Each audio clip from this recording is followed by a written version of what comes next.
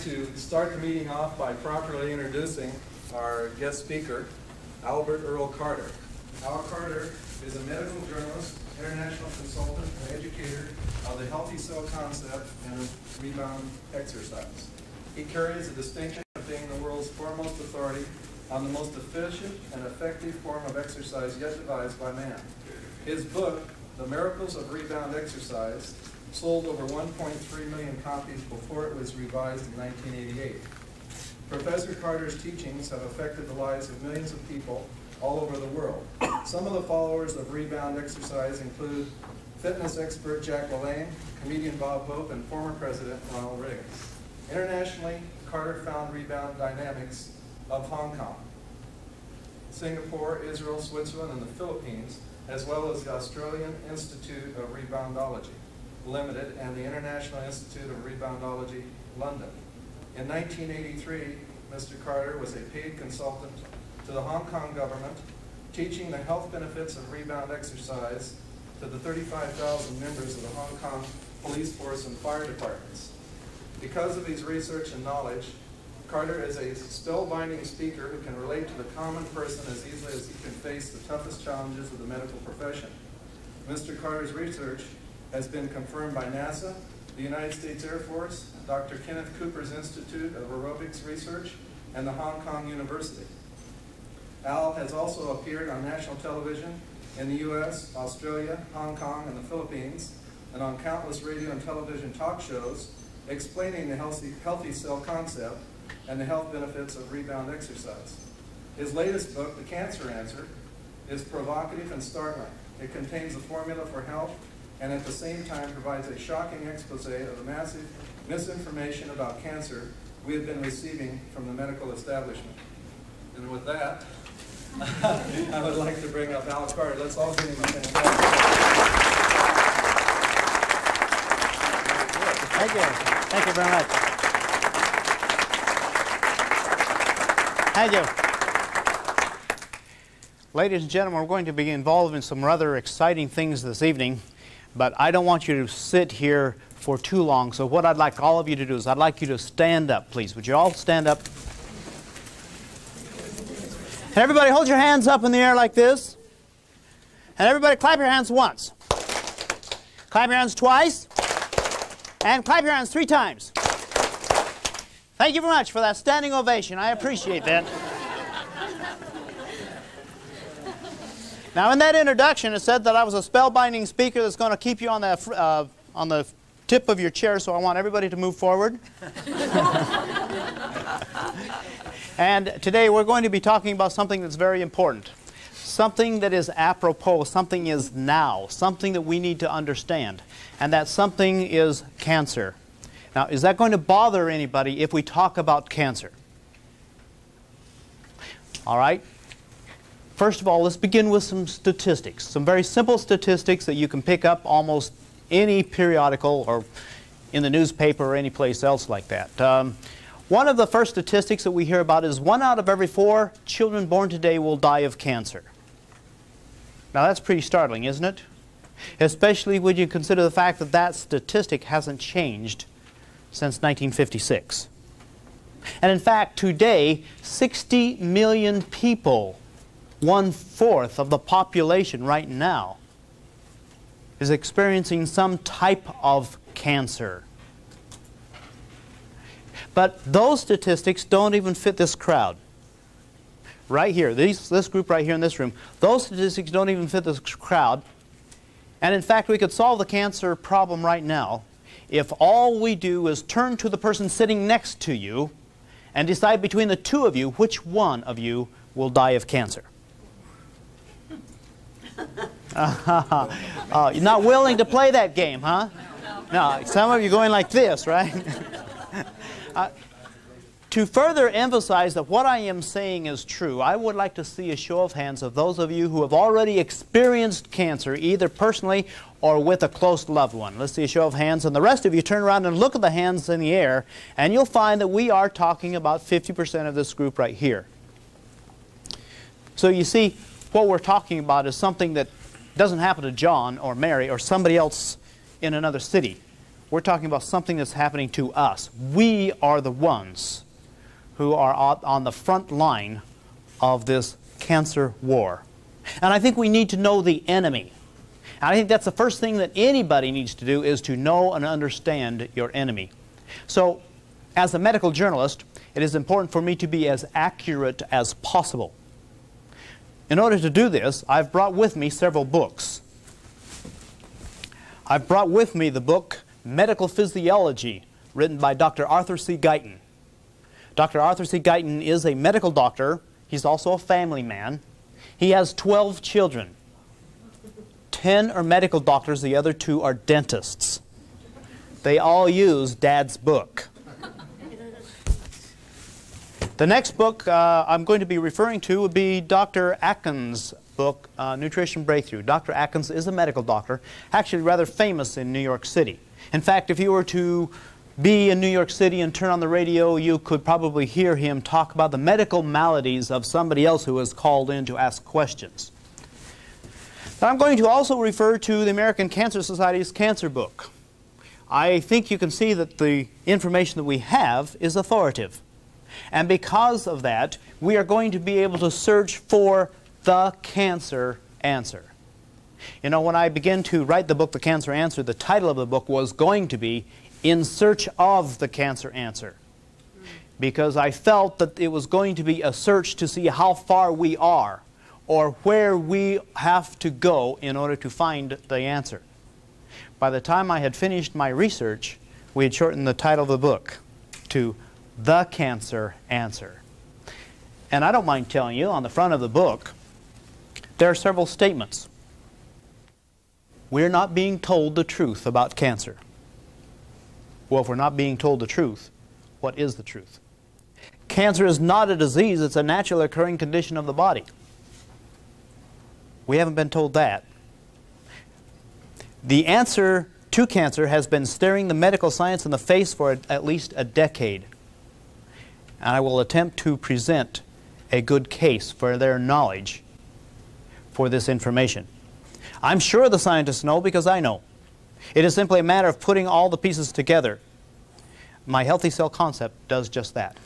So we are going to be talking about the healthy cell concept.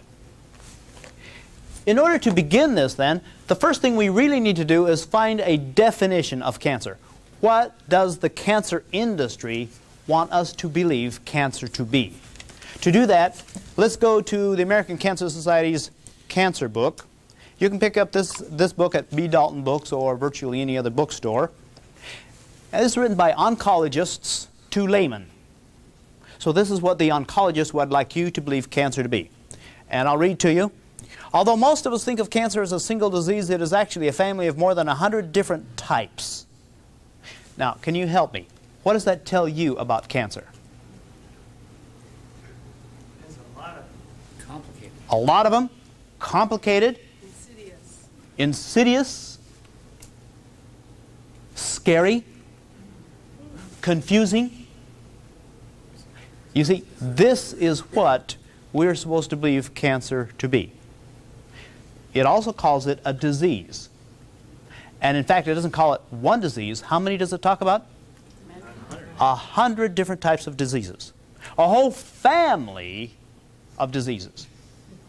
All right, this is what we are led to believe, and this is what we've been told for the last 50 years, what cancer is. And in order for us to fight the cancer, we need money. Isn't that right? Please donate. This is what we are supposed to do. All right, I'm going to go to Medical Physiology. This is the book that is accepted by all medical doctors, chiropractors, nurses, veterinarians, and so on. And I'm going to turn to page 38.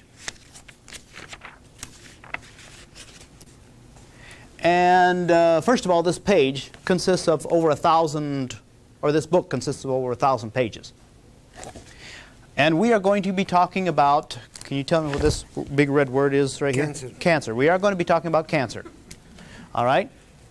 And if this is over 1,000 pages, and we have already found that cancer is a whole family of diseases, over 100 different types, how many pages in this book should be dedicated to the study of cancer?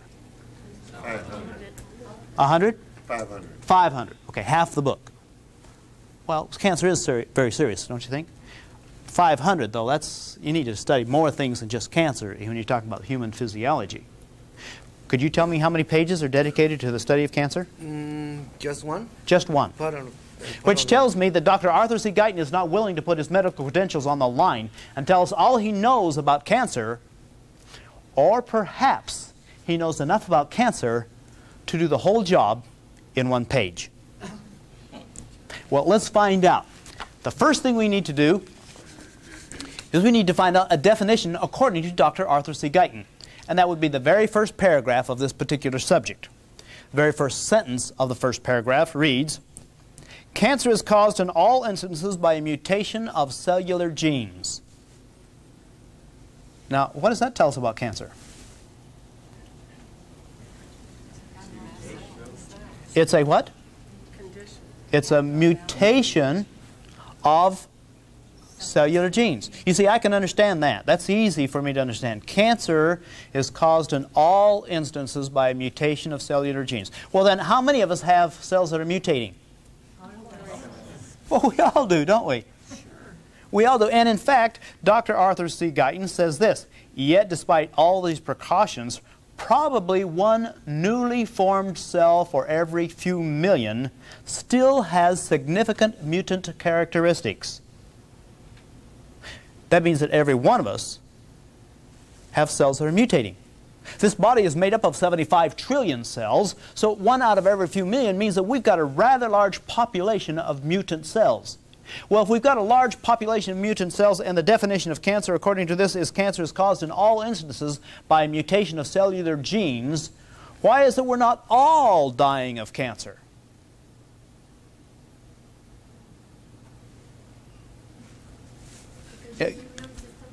What's that? Because we have an immune system. And in fact, Dr. Guyton agrees with you.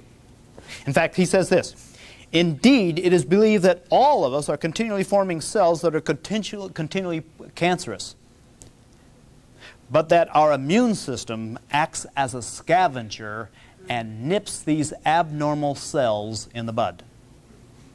Now, why are we not all dying of cancer? We've got an immune system. And what's its job? Very scientific.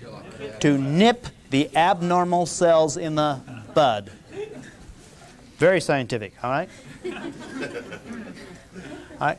So, we find then that we all have cells that are mutating. If cancer is simply caused by cells that are mutating, the reason we are not all dying of cancer right now is because we have an immune system. In other words, it's perfectly normal and natural to have an immune system. It's perfectly normal and natural to have a population of mutant cells. And it's perfectly normal and natural that the immune system has a simple job. And that job is to find the mutant cells and nip these abnormal cells in the bud. Now, that's easy to understand, isn't it? Now we've got a very confusing thing. How is it that you have one book that says cancer is a disease, and the other book doesn't even mention the word disease? One book says the cancer is caused, or cancer is a whole bunch of diseases, over 100 different types of diseases, and the other one says that it is a single condition. Can both books be right? Well, as a medical journalist, I have to answer that question.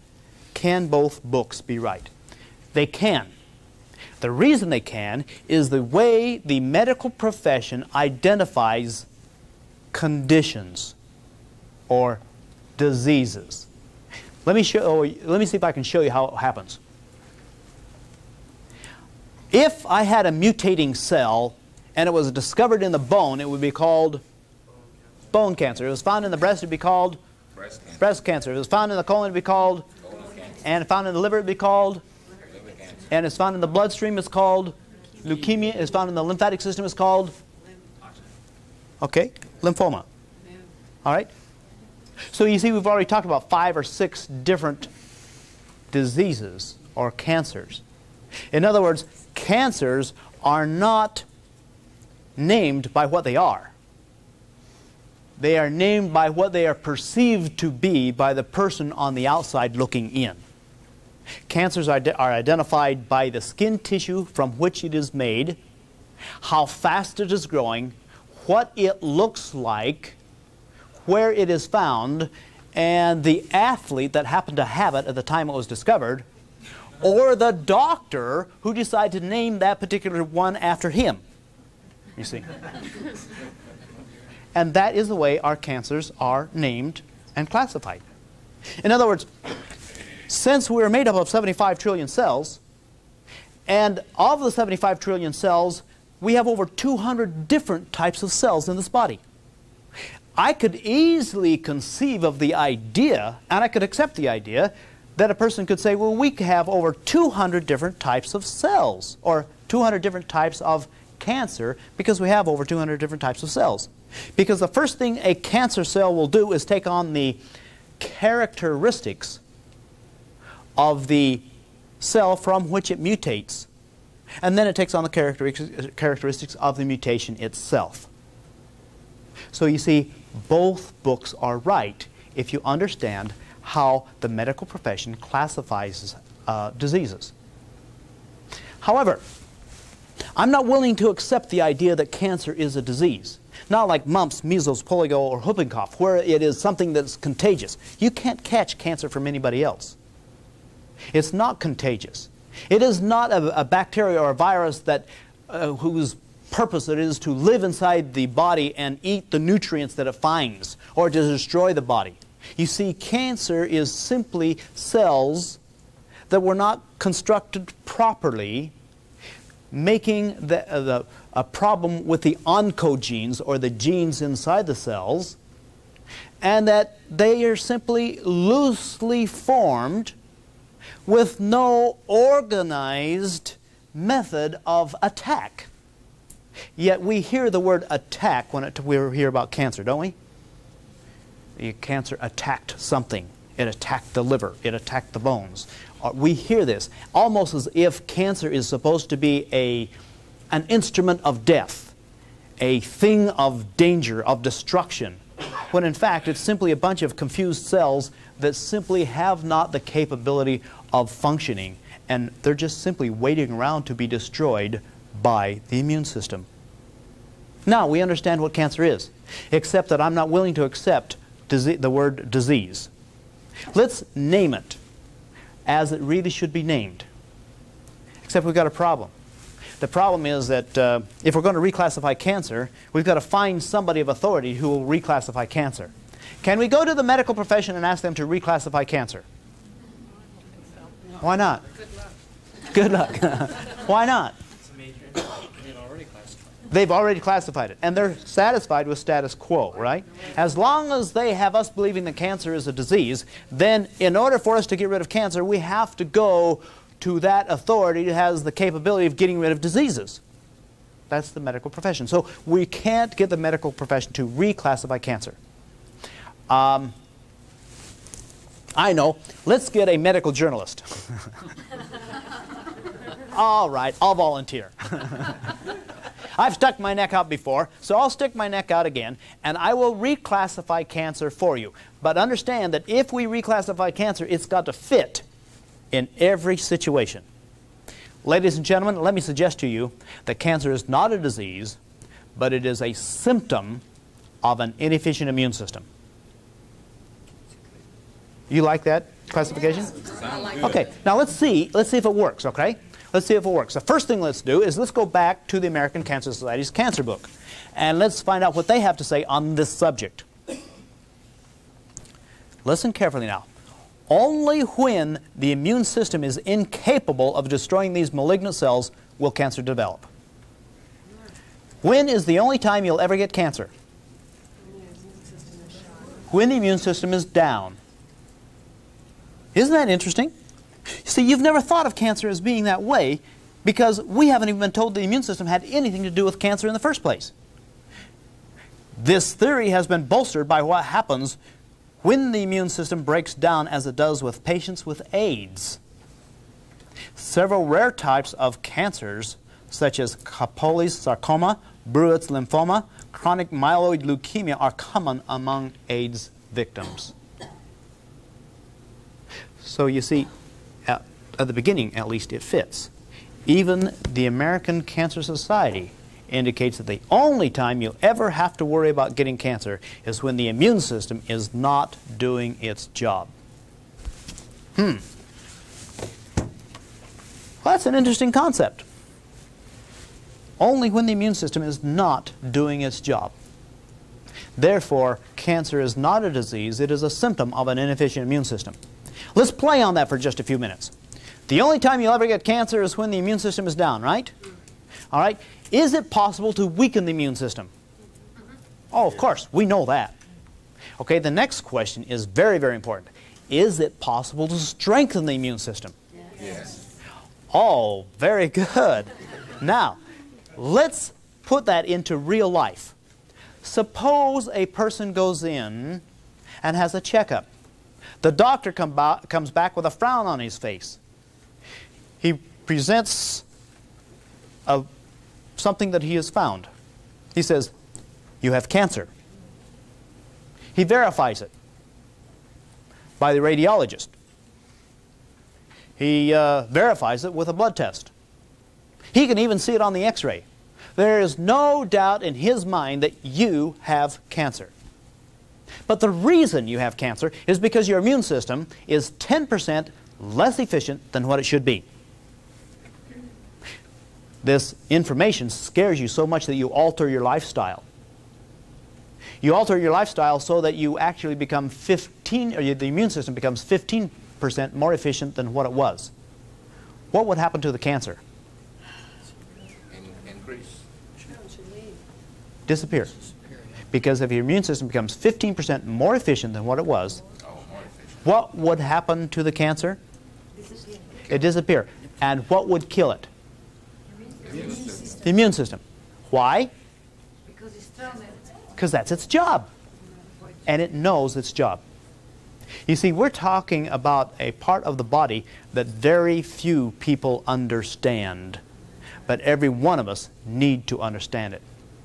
In fact, I would like to share with you some of the lack of understanding we have and show you what has happened in the last few years. I'm going to Dr. Atkins' book, and in chapter 15 he talks about the immune system, and he brings us up to date, or he starts us out with what we understood cancer or the immune system to be just a few years ago. When I was a medical student, it took only a few days to learn all that was known at that time about this defense system within our bodies. In the last few years, there's been a veritable explosion of information dealing with every facet of our immune system. The issue I raise concerns the possibility that exercise and nutrition can enhance its effectiveness. As was true with early nutrition studies, the emphasis to date has been on deficiencies. But what is now needed is to explore the nutrition and exercise augmentation of the immune system in the normal person. That is, the person that has no deficiencies. We are now at that dramatic point where this information is being gathered. When it is fully developed, it will constitute one of the greatest breakthroughs in exercise, nutrition, and medicine. Well, the question we have to ask now is, when are we going to have that breakthrough? Because that's what Dr. Atkins is looking forward to. He's looking for a breakthrough, and it'll be one of the greatest breakthroughs in exercise, nutrition, and medicine. Dr. Atkins talks about cancer now in chapter 17. And it's very logical. Keep in mind, Dr. Atkins is a medical doctor, and this is what he says. The matchup of what we know about our immunity with what we know about cancer holds hope of providing answers we have all been seeking. The question raised is a tantalizing one. If the body's immune system helps to control cancer, then is it not logical that the true breakthrough against cancer may be found in strengthening our immunity factors? Well, gee, we're talking about a very logical way to overcome cancer. All we have to do is to strengthen our immune system. We know that if the immune system is down, we're subject to cancer. So all we have to do is improve the immune system. Well, there are several things we need to do. The first thing we need to do is understand what in the world the immune system is. Well, We can go to several sources because we have a number of sources, such as Time magazine. Oh, yeah.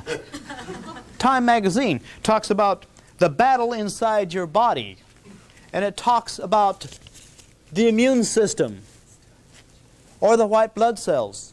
And it's a terrific article, but I doubt that too many people saw it. Or we can go to U.S. News, front page, the body at war. And it also talks about the amazing immune system. You see, we're getting more and more information about this immune system that is actually becoming available to us from various sources. But I'm going to try to present to you the immune system in a thumbnail sketch. All right? First of all, understand that the immune system is extremely intelligent. In fact, one of the oncologists in the Time magazine makes a statement about how intelligent the immune system is. The immune system is compared favorably with the most complex organ of them all, the brain. The immune system has the phenomenal ability for dealing with information, for learning and memory, and creating and storing and using information. So we find this immune system is actually very intelligent. And to help you understand how intelligent it is, I need to become very, very personal with somebody here. Can I become personal with you? Okay. Okay. We've got a lot of people around here, so I'm going to ask you some very important questions. The first question, how did you begin your life? I mean, 9 months before you were born. As a cell. As a cell, all right. And immediately as a cell, as you begin your life, you had within the cell the DNA, the deoxyribonucleic acid, the blueprint of your body. And already established in that single cell, right after the egg and the sperm got together, already established was the color of your hair, the color of your eyes, how tall you're going to be, how big the femur was going to be, the largest bone in your body, and how big the smallest bone, the stirrup in the inner ear, was going to be. Already how to handle protein and what to do with carbohydrates and how to digest food. Already how to laugh, sneeze, cry, and a lot of other things we simply take for granted. That information was already recorded in one single DNA of the single cell. Now, when the cell divided for the first time, which of the two cells were the smartest?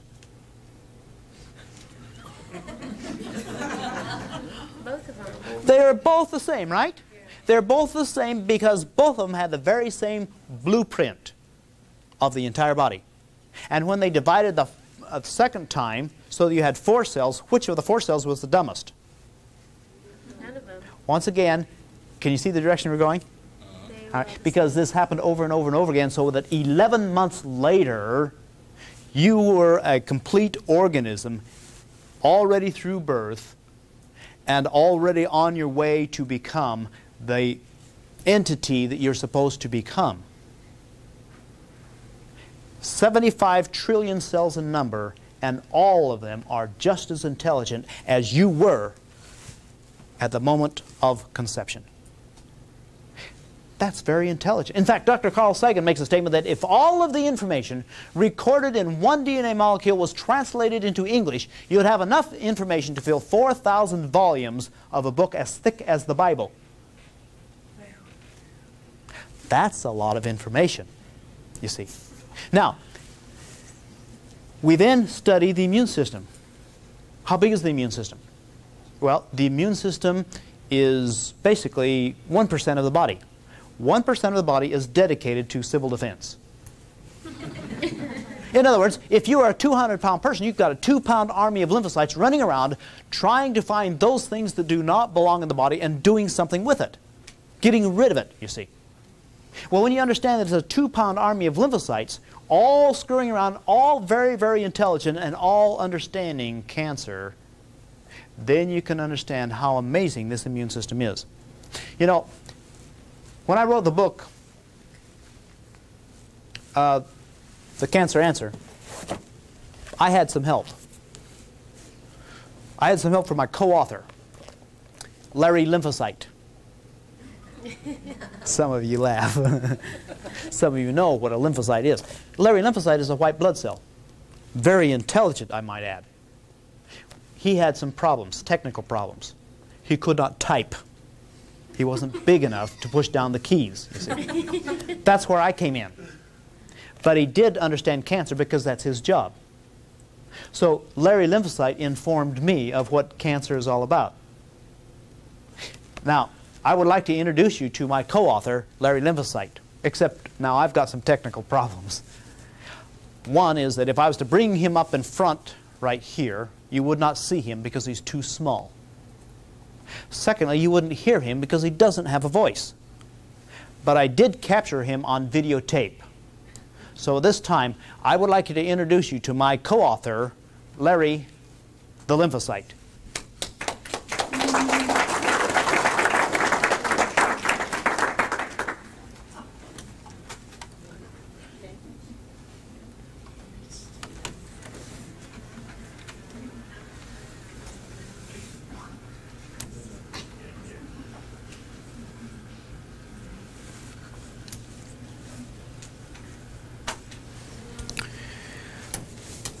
Okay, we have here a cell that's doing what all cells know how to do, something we still don't know how to do, and that's to multiply by dividing. We haven't been able to figure out how to do that. We either have to multiply or we have to divide. This cell has just been fertilized, and it is going to go through what is known as the dance of life. Or it will divide the first time, and right after that it will divide again. Each time it will duplicate itself. In order for it to duplicate itself, it's got to duplicate the blueprint of the entire body. This is a process that takes 11 months from the time of conception until you have the full count of 75 trillion cells. This is a rather amazing thing when you consider the fact that it is actually very, very accurate. Only 1 out of every few million are mutant. The rest are accurate. The rest have the DNA. This is the DNA. It's a long spiral staircase, nucleotides, a nucleoprotein configuration. And the first thing that happens before a cell can divide, this has to actually divide. But if it was to divide in half, it would only have half the information to pass on. So you have nucleotides on the inside of the nucleus that attach themselves in proper sequence to the DNA, so that by the time the DNA finishes its division, instead of dividing in half, it is actually divided in 2. This, ladies and gentlemen, is my co-author, Larry the lymphocyte. Notice that he has the capability of changing direction. There has to be some type of thought process going on, regardless of how minute it is. And notice also he is very friendly to the red blood cells, but he's not too friendly to that metabolic garbage that he just found. He simply stops and has lunch. He gets rid of the metabolic garbage. So we find that Larry has the responsibility of keeping things clean, tidy. There's a little bit of bacteria there, a little streptococcus, and he surrounds the streptococcus and begins to get rid of it by ingestation. Ladies and gentlemen, you're watching the original Pac-Man.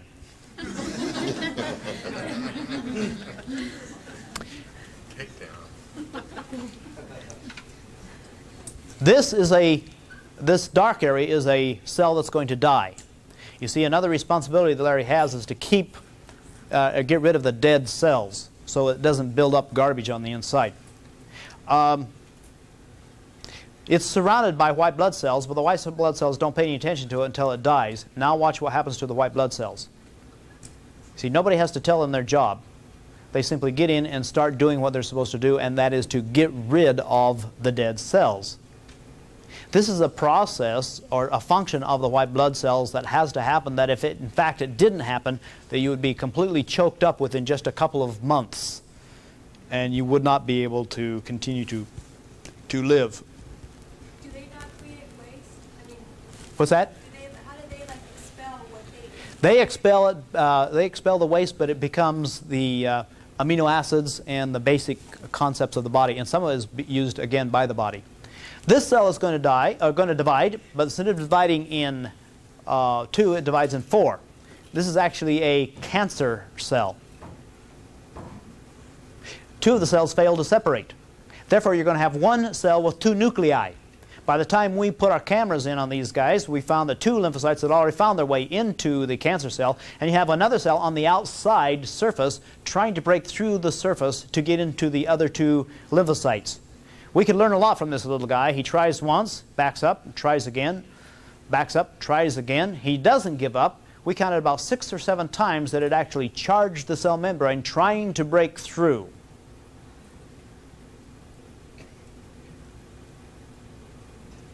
And finally,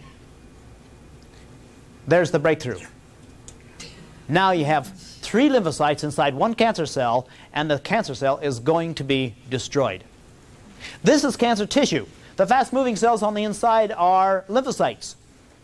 And they're moving around and scurrying around and killing or poisoning the cancer tissue, and the cancer tissue dies. That was so much fun. Let's watch that one again. Cancer tissue. You have 2 lymphocytes moving around, destroying cancer tissue by poisoning them, and the cancer can't handle it anymore, and there is the total and complete destruction of the cancer. Now, isn't that exciting? Was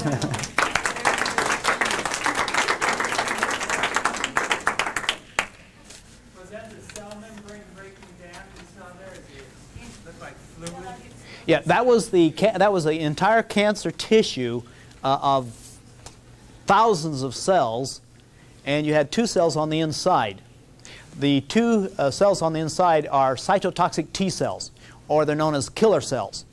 They have the capability of going out and destroying the cancer cells, and they have a little potion.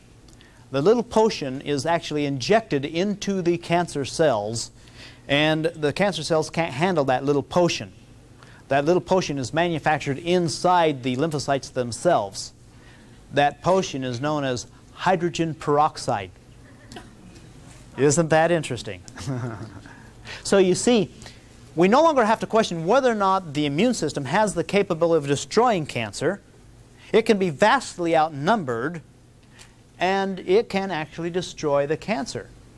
So no longer do we have to even really be concerned about what we call cancer, what it's named, or where it is, or what it is doing inside the body. If the immune system is down, it's entirely possible that the cancer, or that the body could develop several different types of cancer, because whatever condition allows one cancer to occur will also allow other cancers to occur in the very same body. But this is a medical fact, that cancer cannot exist in the body that has an efficient immune system. So rather than trying to attack the cancer, let's figure out how to strengthen the immune system. Now, does that sound reasonable, logical? Dr. Atkins has very poignant things to say about this particular subject. And I'd like to read that to you, but I'd like to set it up first. What I would like to do is give you a brief history of the cancer industry. Now, I'm not going to go back all the way through the cancer industry. Let's start in 1971. That was the year President Nixon was President of the United States. And as President of the United States, President Nixon received a visit from 3 oncologists. The administrator of Sloan Kettering, the administrator of the Mayo Clinics, and the administrator of the National Cancer Institute. The 3 top oncologists in the nation at that time. They approached President Nixon and said, "President, if you'll give us the amount of money we use for putting a man on the moon, we promise you that we'll have the cancer answer by 1975. That's a good promise.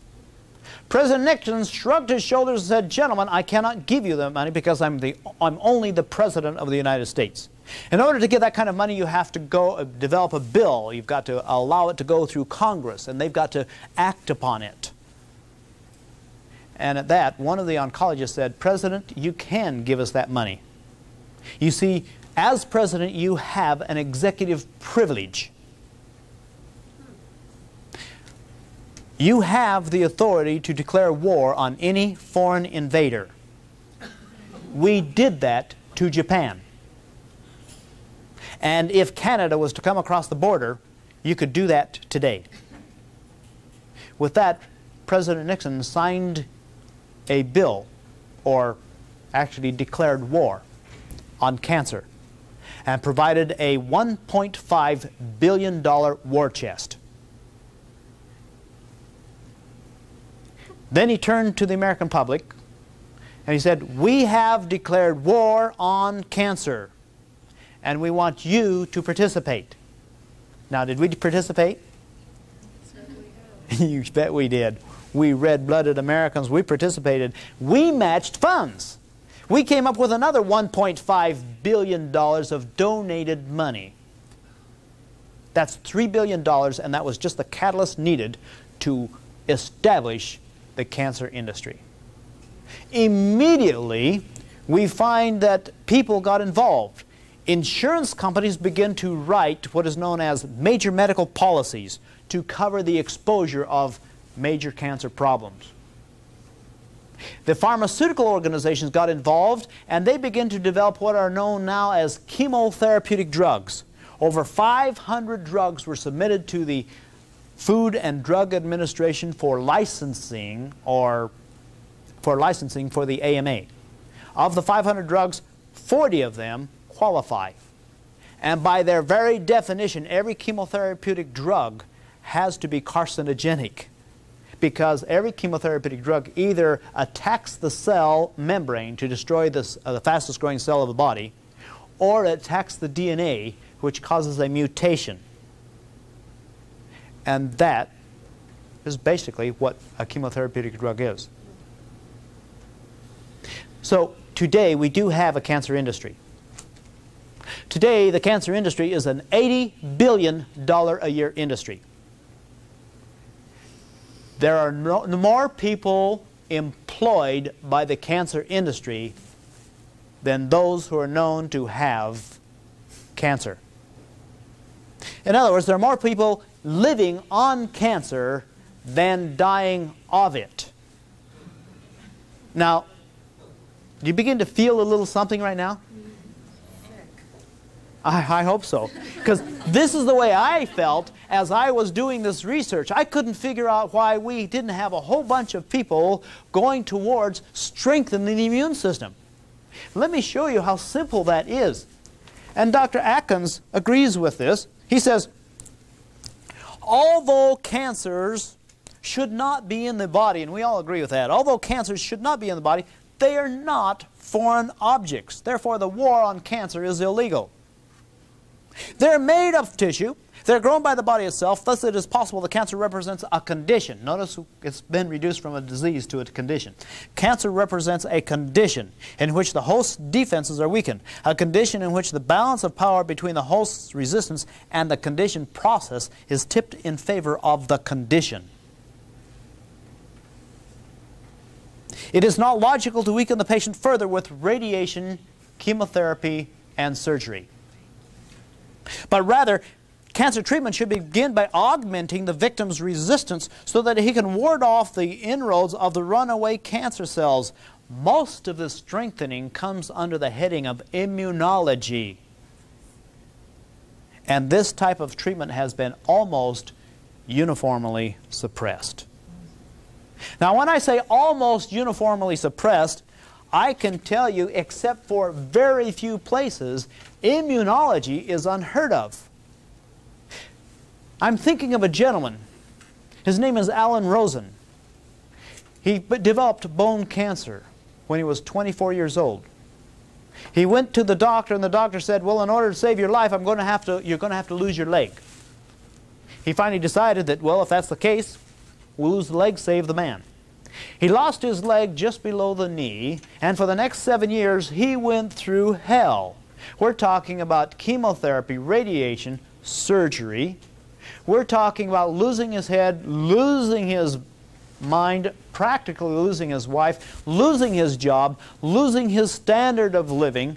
And for the next 7 years, they used him in virtually every type of chemotherapeutic activity. Finally, after 7 years, he went to the doctor again because he wasn't feeling too well. The doctor took an x-ray and came back and showed him the x-ray, and the x-ray showed that he had bone cancer throughout his entire body. The doctor said he lit up like a Christmas tree. And he said, I think you've only got about 3 weeks to live. With that, Alan Rosen got on the telephone and he began to call all over the United States. He wanted to donate the last 3 weeks of his life to some scientific organization with the possibility that whatever they found out about him, that they could help somebody else who might have bone cancer. He met a Dr. Juilliard, not a medical doctor, a scientist, not even a member of the United States, but he works at UCLA Medical School in the basement. He talked to Dr. Juilliard over the phone, and the Dr. Juilliard said, I can't even touch you. I'm a scientist, not a medical doctor. I can't touch you because you're not released from your doctor. Alan Rosen got into his car, drove over to his medical doctor, and got a release from his medical doctor, went with his entire portfolio, all of the information he could get from the medical doctor, to Dr. Juilliard. Dr. Juilliard studied his case, took a sample of his immune system, took a sample of the bone or the cancer, and then in the next 24 hours he took this information and put them in petri dishes in a laboratory, and I guess proceeded to carry on a little bit of wars inside this laboratory. The next day he invited Alan Rosen in, and he re-injected his immune system into the heel of his foot. And he told Alan Rosen that within 24 hours he would be feeling better. 24 hours he was feeling better. There were no side effects. Nothing that he had experienced before. And 48 hours he's feeling even better than that. And in fact he continued to feel better and better and better. And 4 months later they could not find cancer in his body. You see, Dr. Juilliard is an immunologist. Dr. Juilliard can't receive a grant from the National Cancer Institute. He cannot. He cannot. They won't give it to him. He only receives money from people that know what he's doing. And in fact, his cure rate is 40%. His cure rate is 40%. He's not even a medical doctor. He is a scientist, an immunologist. And the only people he ever sees are the people who have already been classified as terminally ill and have less than a month to live. Still he has a cure rate of 40%. You see, can you see the difference between an immunologist and the cancer industry?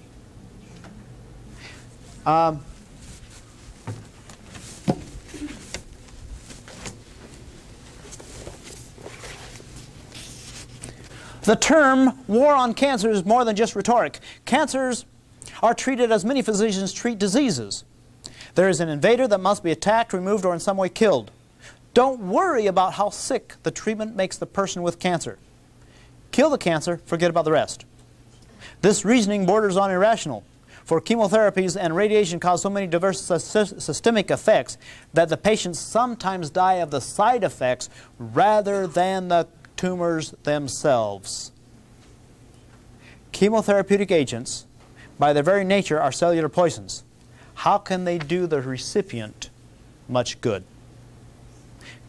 Now, what would happen if the medical profession said, King's Epsks, we've known what cancer is all the time.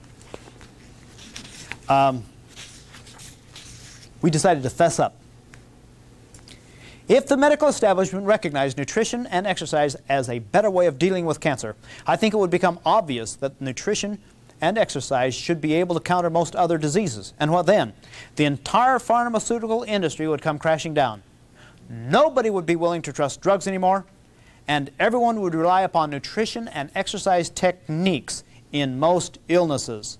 The leadership of the drug industry, the American Cancer Society, the AMA, and other medical groups would be threatened with extinction. There would be lobbyists and politicians displaced and out of work. In short, there would be widespread disorder and havoc in the medi-business community. And we wouldn't want that, would we? I am glad Dr. Atkins made that statement. You see, as a medical journalist, I can quote him. Now, it would be great if somehow we could have some scientists come out and tell us what cancer really is? Well, we do. We do. And in fact, in October of 1989, it happened. October 1989, we have two people win the Nobel Prize in medicine. University of California, San Francisco researchers win the Nobel Prize in medicine. Why did they win the Nobel Prize? Listen carefully. Cancer was once thought to be a bewildering variety of diseases with too many causes to count. Does that sound familiar? That's what we're told today, right? But Bishop and Vramas found that the oncogenes are the single unifying explanation of how cancers occur. It's almost as if these two esteemed scientists read my book, The Cancer Answer, and then won the Nobel Prize. That'd be great if I could say that, but I can't say that. You see, they won the Nobel Prize from information that they had published in the medical journals in 1976. 13 years ago.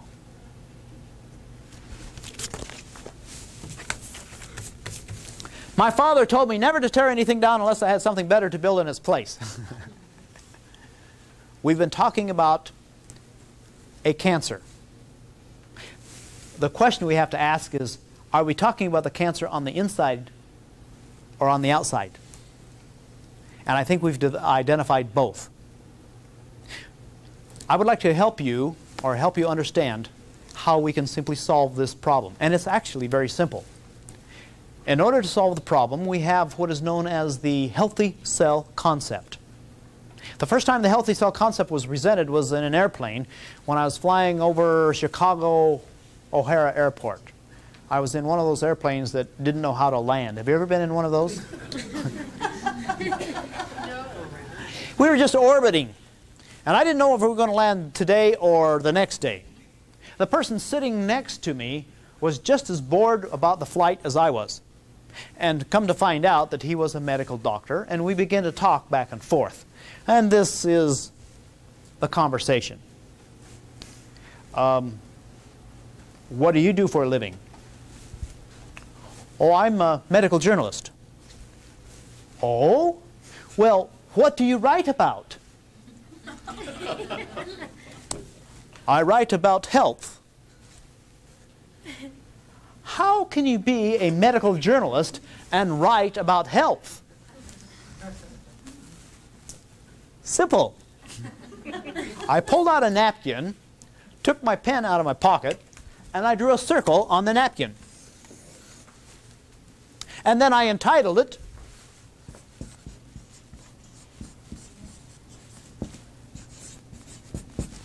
Healthy Cell. And then I turned to the doctor and I says, Doctor, you're made up of 75 trillion cells. He says, I know that. I said, if all of the cells of your body were healthy, what would you be? He said, out of work. He had a sense of humor. And then we got serious about this. If all of the cells of your body were healthy, what would you be? Healthy. All right, very good. He says, well, Al, you're making something that is very, very complicated, too simplistic. I says, no, quite the contrary, doctor. You're making something that's very simple, too complicated. Obviously, you could tell that we were not going to agree on that airplane flight. But we actually had agreed to, though we were going to disagree, we weren't going to be disagreeable. And so we also knew that we were not going to be bored the rest of the flight. He said, well, how do you propose we help the cells to become healthy? I says, Doctor, there's only 4 things that we humans can do to help the cells to become healthy. He says, what are those? And I says, I thought you'd never ask. And I quartered the paper like this so I could talk about each one of them individually. And the first thing I began to talk about was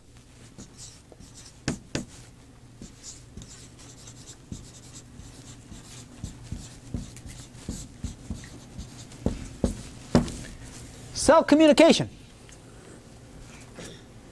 He looked at that and laughed. He says, cell communication. You mean to tell me you're going to try to talk to the cells? And I smiled back at him and I says, Doctor, I've got one cell writing a book right now. He didn't know what I was talking about.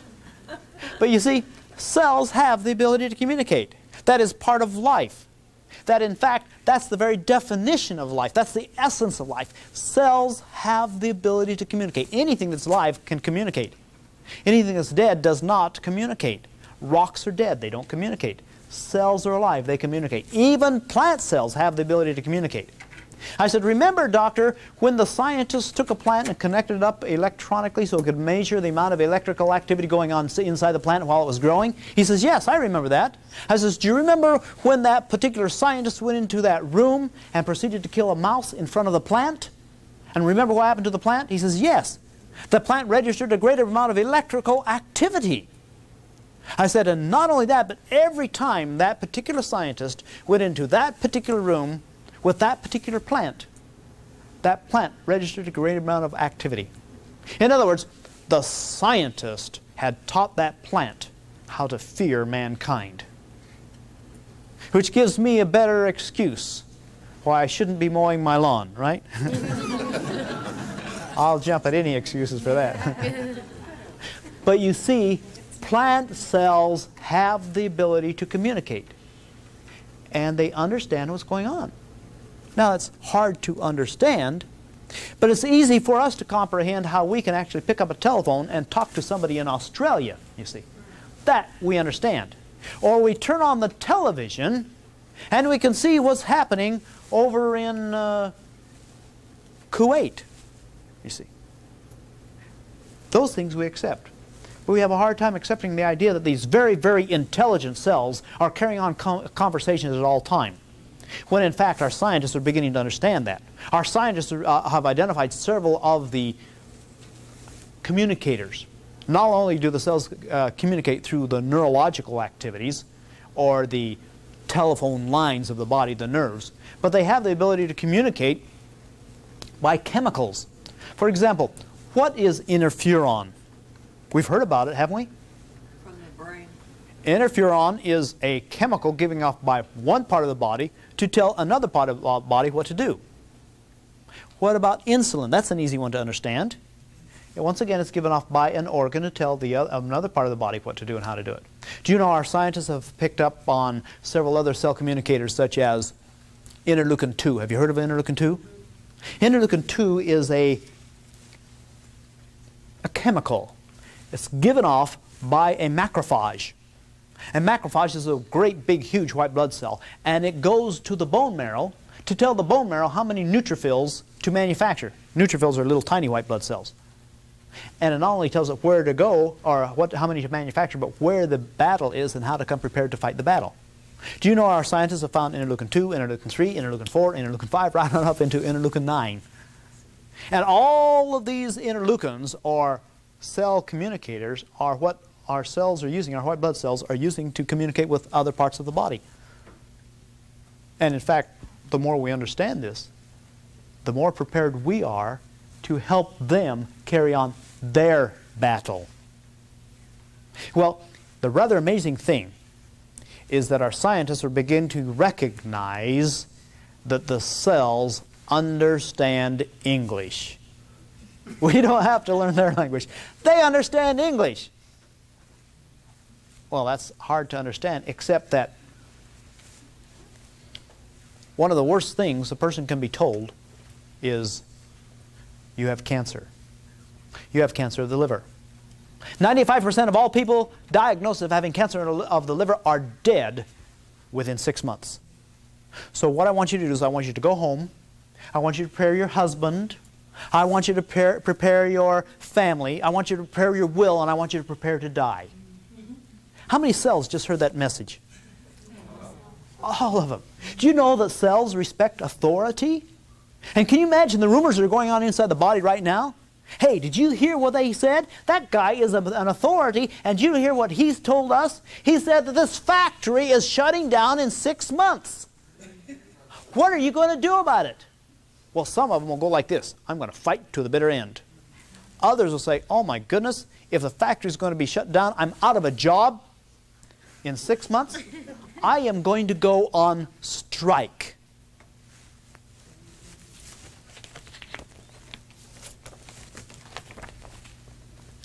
The effects of stress on the immune functions was studied in a group of hospitalized depressed patients in non-depressed controls. A 50% reduction in the activity of the killer cells was found in both the depressed patients and in the control subjects who were experiencing chronic emotional stress. Now let's go back to the definition of cancer. Cancer is a symptom of an inefficient immune system, meaning that the immune system is not really doing what it's supposed to be doing in the first place. And suddenly, the body is told, the cells are told, that you've got cancer and that the factory is shutting down in 6 months. Half of the cells go on strike. They simply shut down. They forget to function. They no longer are working. They're no longer energetic. Well, if the immune system is already having problems, and then 50% of the white blood cells that are available no longer work, it's little wonder why a person doesn't die 6 months later. But it is a self-fulfilling prophecy. And it's the medical doctor that caused the death by saying, you're going to die in 6 months. You see, that happened to my mother. I was there.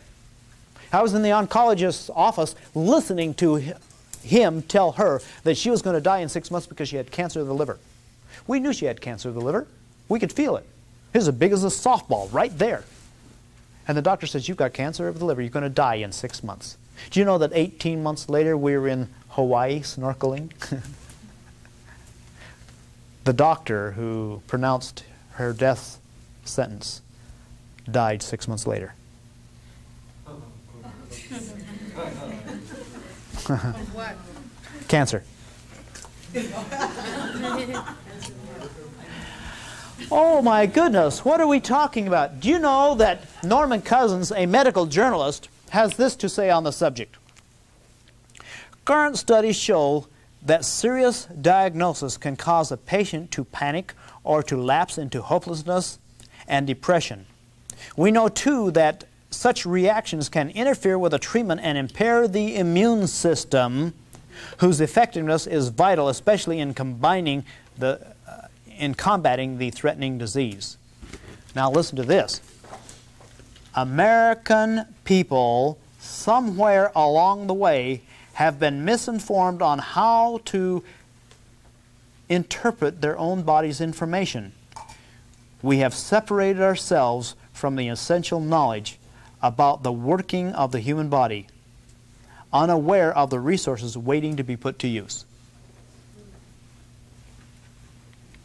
Now, you see, our scientists are beginning to study cell communication. They call it psychoimmunity, or psychoneurological immunity, depending on how many letters of the alphabet you want to put in the name. Psychoneurological immunity is simply where you imagine the white blood cells being knights in shining armor, and the dragon, or the cancer, is out there. And every morning you visualize the knights in shining armor going out and fighting the dragon. And they found that the dragon, or the cancer, just slowly disappears. It's known as psychoimmunity. You simply tell the cells what you want them to do. But is this new? No. It's just called by different names, isn't it? What about the term faith healing? How about prayer? When you say, Dear Lord, help me to be healthy. How many cells just heard that message? All of them. All of them.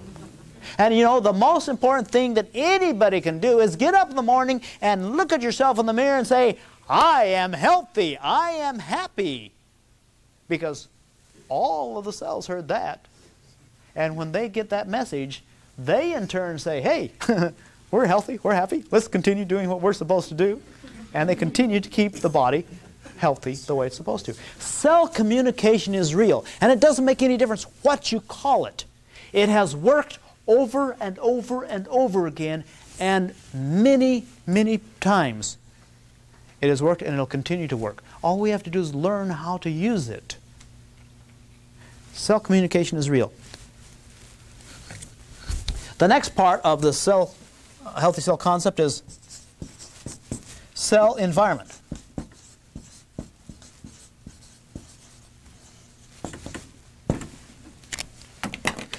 Oh my goodness, cell environment. What do we mean by cell environment? Well, the best way to get to this is, what do we mean by people environment? There's a difference between cell environment and people environment. People environment happens to be air, gas. That's what we live in.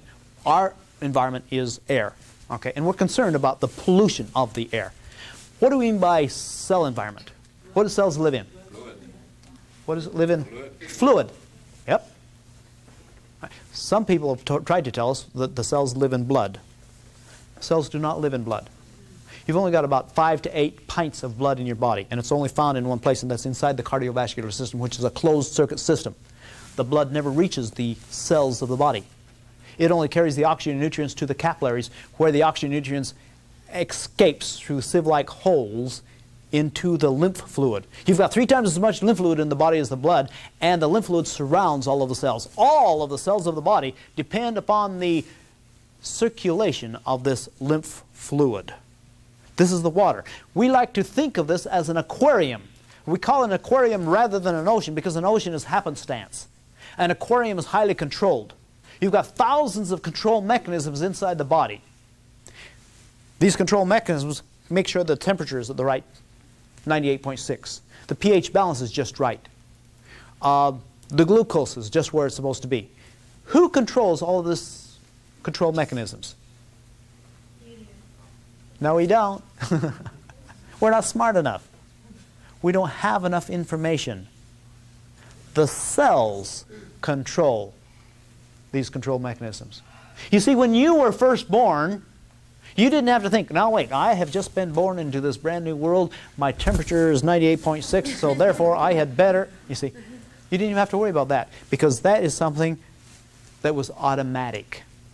The cells were extremely intelligent, and they kept the temperature at 98.6. And they kept everything else the way they're supposed to keep them. So you see, we rely upon the intelligence of these cells and what they're doing. Actually, we only have one thing that we have to do when we're talking about cell environment. All we have to do is replace the water that leaks out of the aquarium. That's all. And we lose from 5 to 8 cups of water a day. We lose water through the urine, through sweat, and through breathing. And so all we have to do is replace the water with pure water. That's all we have to do, with pure water. You know, ladies and gentlemen, we are failing miserable at this very simple task because we don't replace the water with pure water. I could talk about the insecticides and pesticides that accidentally get into the water, or I could talk about the industrial waste that constantly goes into the water, or I could talk about the spills and a few other things like this. But I don't want to talk about those things because those things are accidental. What I want to talk about are those things that we humans are putting into the water on purpose. We're talking about premeditated, you see. There are a couple of chemicals that we're putting into the water on purpose. Can you think of any of these chemicals that we are actually putting into the water on purpose? Chlorine. All right, chlorine. Of course we're putting chlorine in the water, aren't we? I mean, why do we put chlorine in the water in the first place? To kill bacteria, right? What's bacteria? Cells. So we know that chlorine is a known cell killer. We're not denying this at all. Chlorine is a known cell killer. In fact, it is so good as a cell killer. What did we use in the First World War to get rid of our enemies? Chlorine gas. Did it work? It sure did. It worked so well that we passed an international law at the Geneva Convention telling all of our enemies that it was illegal to kill an American citizen with chlorine gas. No fair. You can use bombs, bullets, and hand grenades. That's fair. You cannot use chlorine gas. We'd rather do that ourselves. So what do we put into our swimming pools before we dive in? Chlorine, of course. And what does it do to the hair on our head? Destroys it, right? What about the skin tissue, the delicate skin tissue of the eyes? What does it do to those? Just destroys the eyes, the skin tissue of the eyes. And what about the outside surface of the body? Yeah, it dries it up, kills the cells. You see, that's what's happening. Tell me, does the killing stop at the lips? No. So every time you drink chlorinated water, what are you doing to the cells inside the body? Destroying them on purpose, premeditated. Tell me, ladies and gentlemen, Who has the responsibility of getting rid of dead cells? Larry Lymphocyte, right?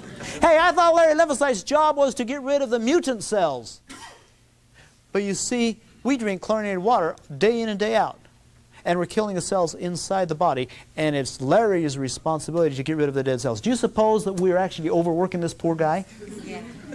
And do you suppose that is the reason every municipality that has chlorine in their drinking water has an increase in incidence of cancer by 20%? Can you see what we're doing? We are our own worst enemy. And to make things even worse, we're compounding the entire problem because we don't stop at just one chemical, do we?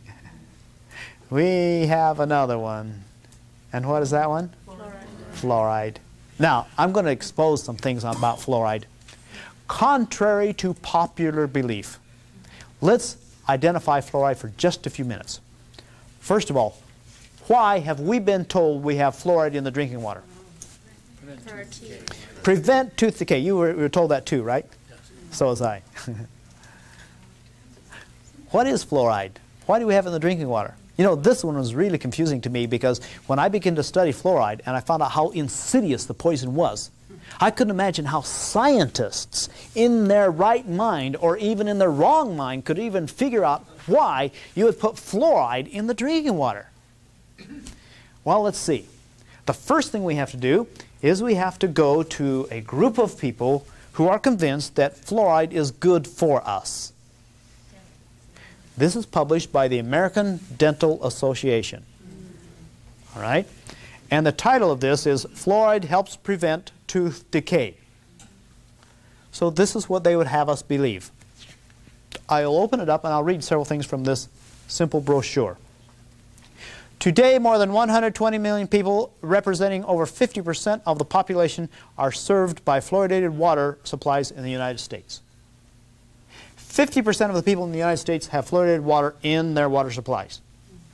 Congratulations, they've done a good job. Now, as a medical journalist, I want to find out what fluoride really is. So I am going to go to resources. How about medical physiology? It's a book that all dentists have in their library. Let's open it up to where we can find fluoride. You do that by opening up the index, finding the word fluoride, and then opening it up, and you find that it talks about fluoride. All right? I am going to read several statements to see if the propaganda on this piece of literature agrees with what they can get out of this book.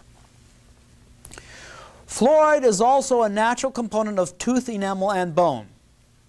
In other words, fluoride is something that's necessary. It's part of metabolism, right?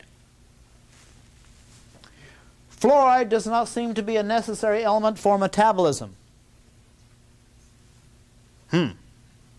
Well, fluoride helps teeth become more resilient to decay by strengthening tooth enamel. Fluoride does not make the teeth themselves stronger.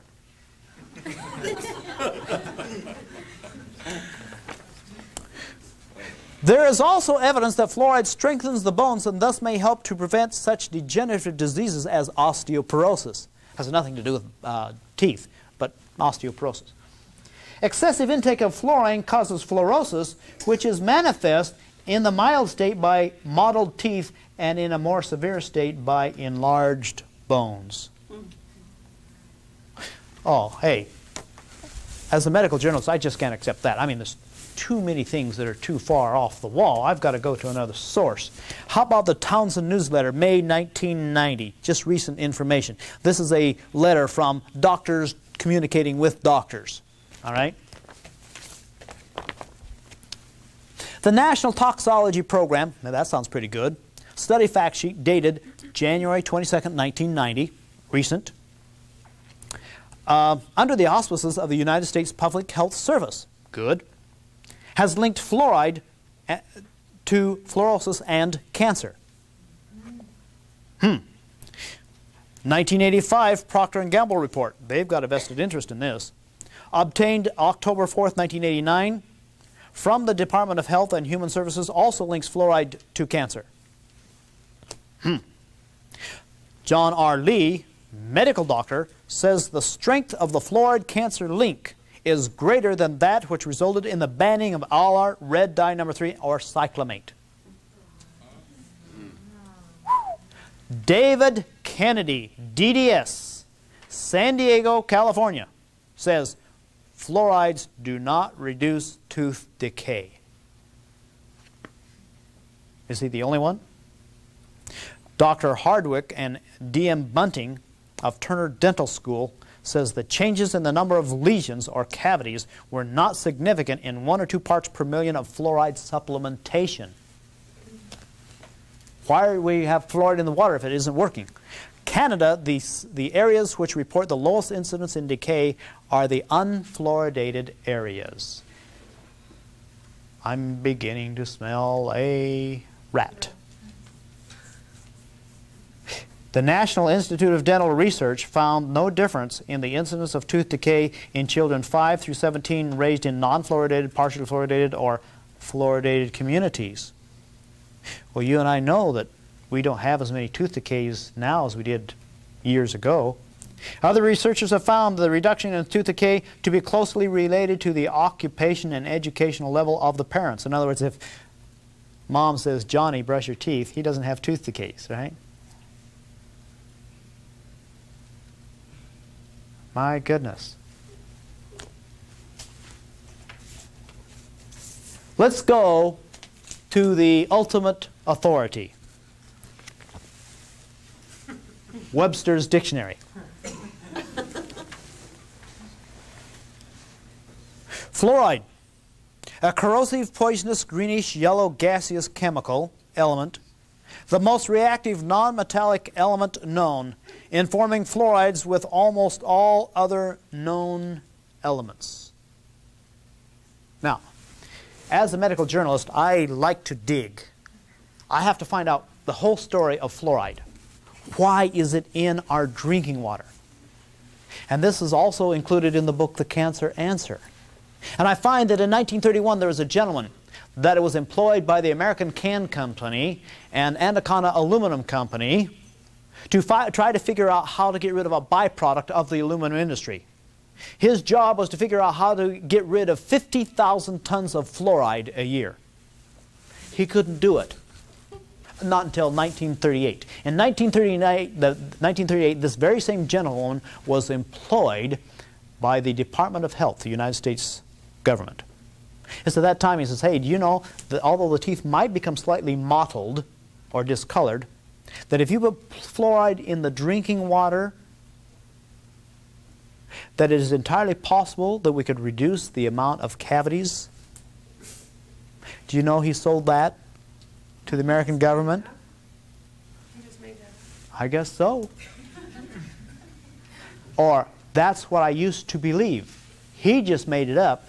But the rather amazing thing is that we are all so gullible that even the scientists, even the medical doctors, even the dentists, all of us accepted the idea that fluoride in the drinking water is going to somehow help us with our teeth.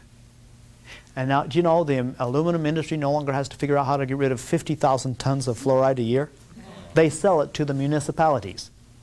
Now, all of these things are you still have something that's missing. Something is missing. Why are we so gullible? Why didn't our scientists put a stop to it? Why did the medical doctors or the dentists accept it? Why is it something that we have? Why are we drinking fluoridated water? And I think I came up with the answer. I'm going to read something to you. Something that shocked me.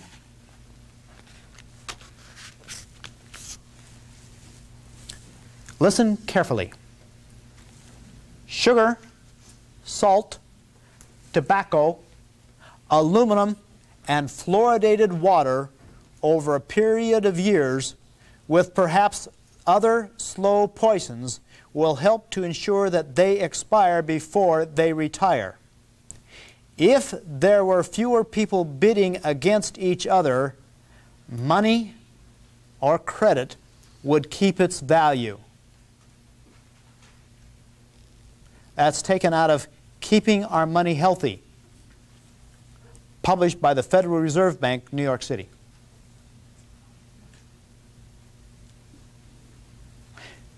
We are drinking fluorinated water. Why? Because it has been put there on purpose by a consortium of banks whose desire it is to control the masses, not only of the United States, but of the entire world. Some of you might know this as the Illuminati. You might have heard that before. And there's some other startling things that I would like to present to you. I don't have time right now, but stick around afterwards and I'll present some other startling things to you. All right, so now we find that we can no longer depend upon the municipality to supply good water. They're not going to do it. We find what we need to do is we need to protect ourselves. There are two sources of pure water that I know of. One is fresh fruits and vegetables. If you can get the fresh fruits and vegetables, the water inside the fresh fruits and vegetables is pure water. The other source would be to secure a water purification system in your own home. Now, let me give you some advice. Some of you are depending upon bottled water for your good water. If you're depending on bottled water, do not depend on bottled water that is delivered to you in plastic containers. The reason you don't want to depend on the plastic container is within 8 hours after water has been put into the plastic container at room temperature, and that's where most of the water is found, the sunlight going through the clear plastic causes a chemical reaction between the H2O and the plastic so that it leaches out of the plastic a carcinogen. So that is in the water. And anytime you pick up a plastic container and drink it, and if you can taste plastic, what you're tasting is not the plastic, you're tasting the carcinogen, and the tongue is telling you, don't drink it. All right? So if you're going after bottled water, only go after the bottled water that is bottled in glass. Our scientists don't use plastic for their chemical studies, right? Because they react. Don't you use your plastic for storing your water. Go for a water purification system. You're going to find that you are going to need it. This year, you need it. Next year, you're going to need it worse. And the year after that is going to need it worse, and it's going to get worse rather than better. Go after a water purification system, one that you can control so that you can control the water in your own home. You need it.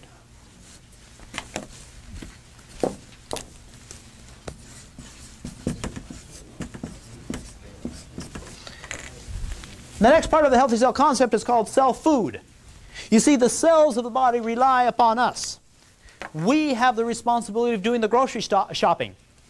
The reason they rely upon us is because they cannot do the grocery shopping. They would like to be able to tell you what they need, but they can't even do that.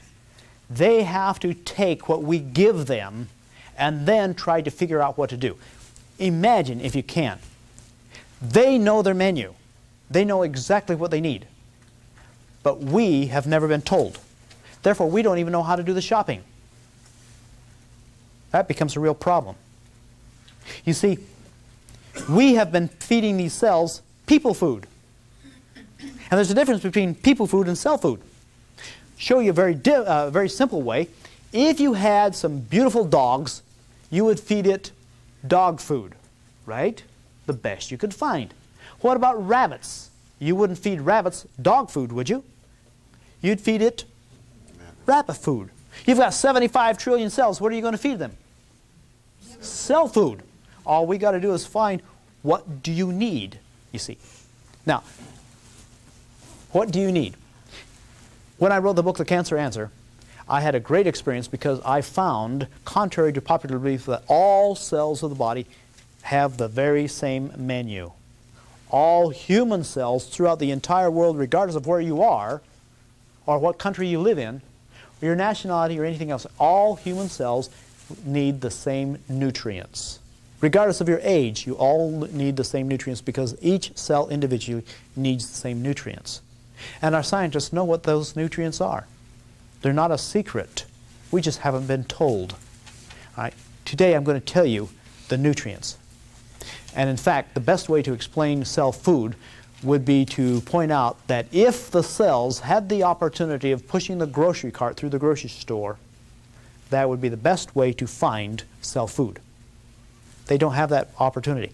The first thing you would find is if the cells did push the grocery cart through the grocery store, they would not do the shopping in the middle of the grocery store. Not where you find the bottled, boxed, and canned things. These are all preserved things.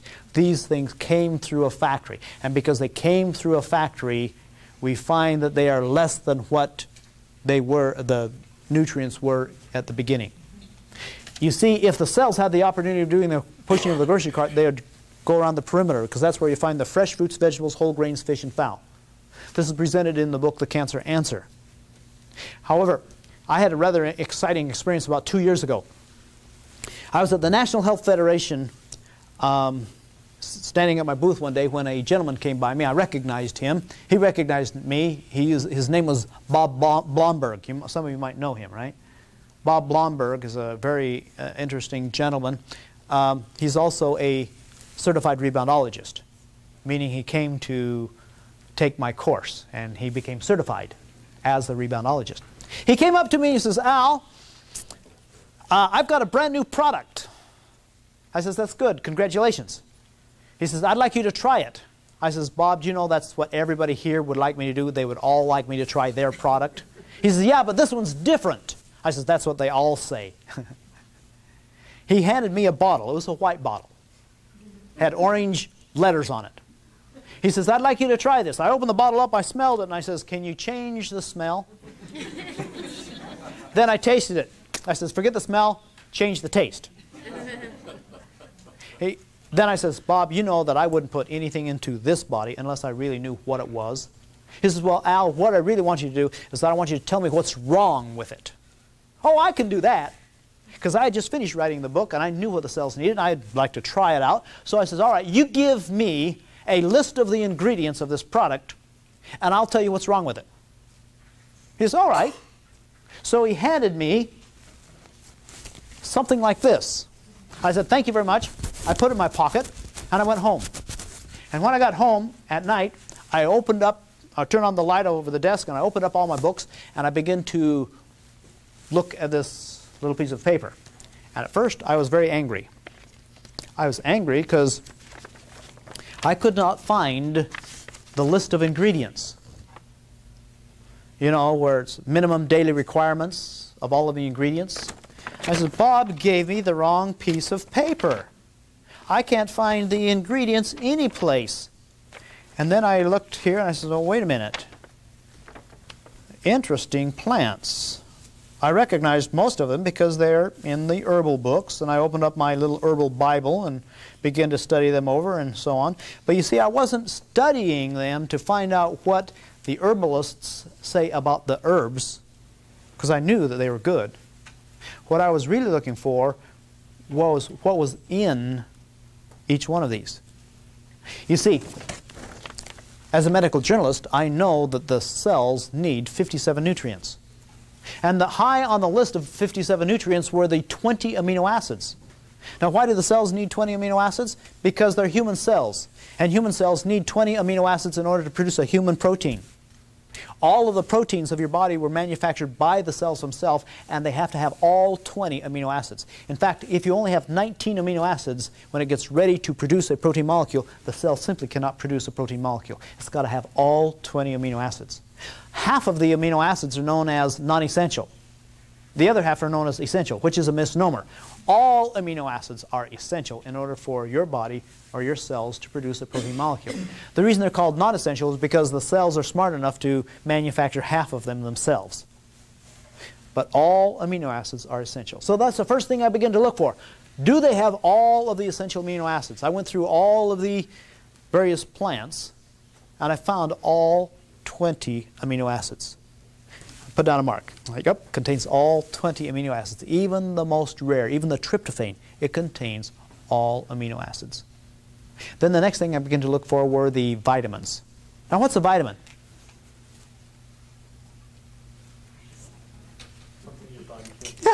See, We don't know what a vitamin is. We've been taking them from since they're that tall. You know, they come in various sizes like dinosaurs and a few things like this.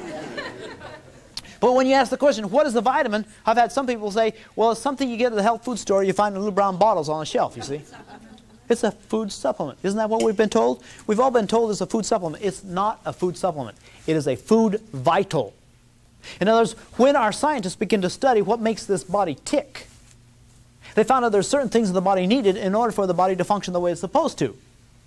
And these chemicals were identified then and labeled. And the first one they found and labeled was vitamin A. I'll bet you can't guess what the next one they found was called. Oh, that's right. Very imaginative at that time, you see. And the next one they found was vitamin C. Oh, we're on a roll, aren't we? Except we ran into a problem. The problem is that the scientists found certain chemical signatures of the chemicals that were almost like vitamin B. So they went back to vitamin B, erased that, changed that to vitamin B1.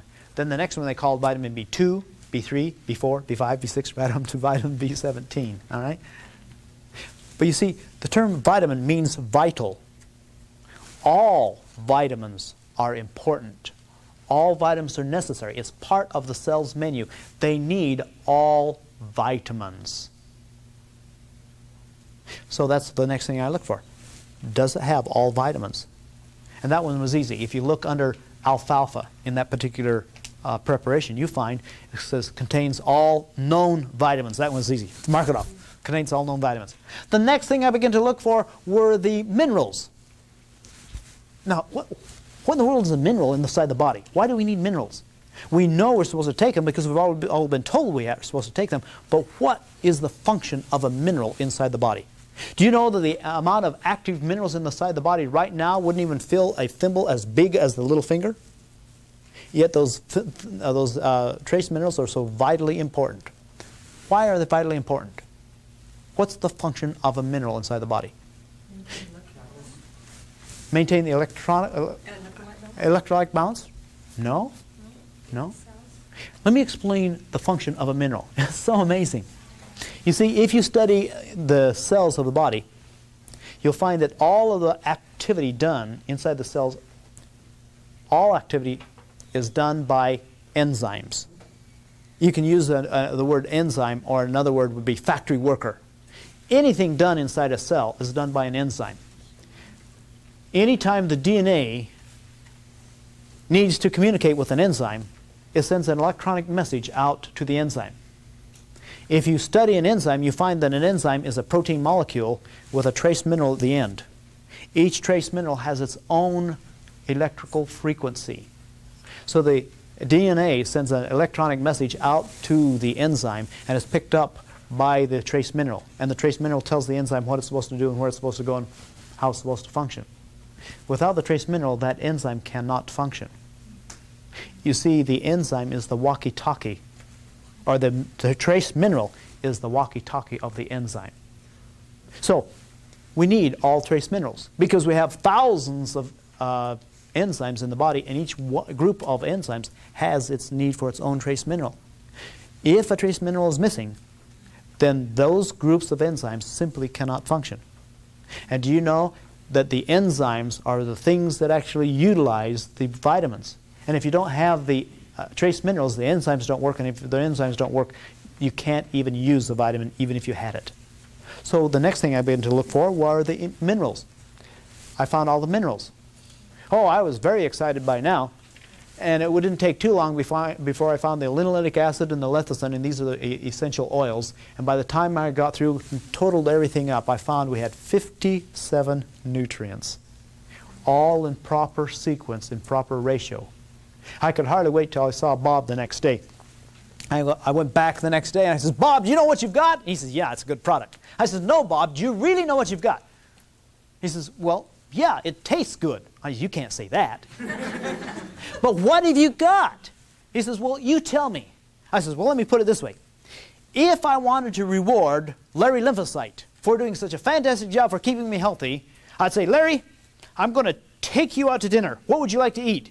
He'd probably say, KM.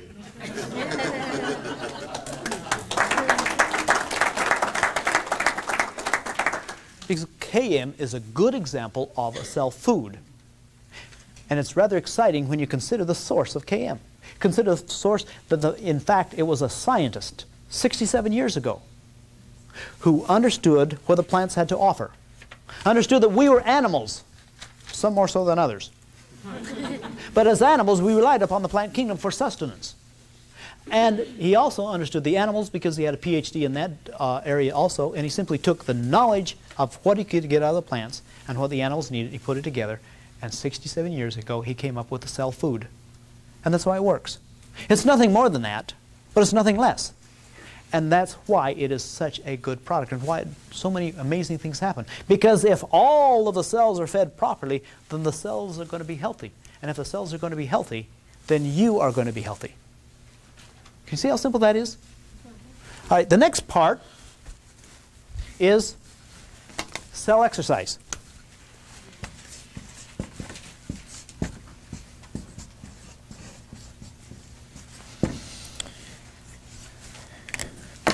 Cell exercise. As an exercise physiologist, I recognize right away that the exercise industry only teaches us two types of exercises. Aerobics, which is designed to exercise the heart, the cardiovascular system, and strength. Those are the exercises designed to strengthen the striated muscles. In fact, it's almost as if the entire exercise industry thinks of this human body as being one big heart supported by muscles. And in fact, if any other part of the body is ruined while you're in the process of exercising the heart and the muscles, that's just the price you have to pay. For example, Dr. George Sheehan, a confirmed long-distance runner and a cardiologist, has made the statement, if you're going to run, you've got to be willing to pay the price, which is shin splints, ankle problems, knee problems, lower back problems, and blisters. And if you're not willing to pay the price, don't run. You see, what we need to understand is this is a whole community of cells, and all cells rely upon each other for what is known as homeostasis, or proper chemical balance. And therefore, all cells have the capability of becoming stronger or weaker depending upon activity. Therefore, rather than exercising the old-fashioned way, exercising only the muscles or only the heart, what we need to do is we need to become more sophisticated. We need to exercise the most advanced way we know of, and that is a cellular exercise. Now, in order to do that, we need to come up with some very scientific ways of doing this. Let's get right down to the very basics. The very basic is that every exercise you can think of has one thing in common. The common denominator of all exercises is opposing gravity. Isn't that right? Think about that for a minute. If you do push-ups, what force are you pushing away from? Gravity. If you sit down on the floor and do sit-ups, what force is pulling the back down? Gravity. If you're going to walk, jog, or run, these are aerobic exercises. You've got to take the center of gravity. It's around here someplace, right? To some of us, it's moved slightly forward. But regardless of where you find it, you've got to take the center of gravity, move it off its base till you start falling forward, and then you've got to oppose gravity by taking a step. Or you're going to fall on your face. Weightlifting, the word weight by definition is mass times gravity. Even swimming. What is it that pulls down on the water hard enough to make it dense enough to have something to resist against when you swim? Gravity.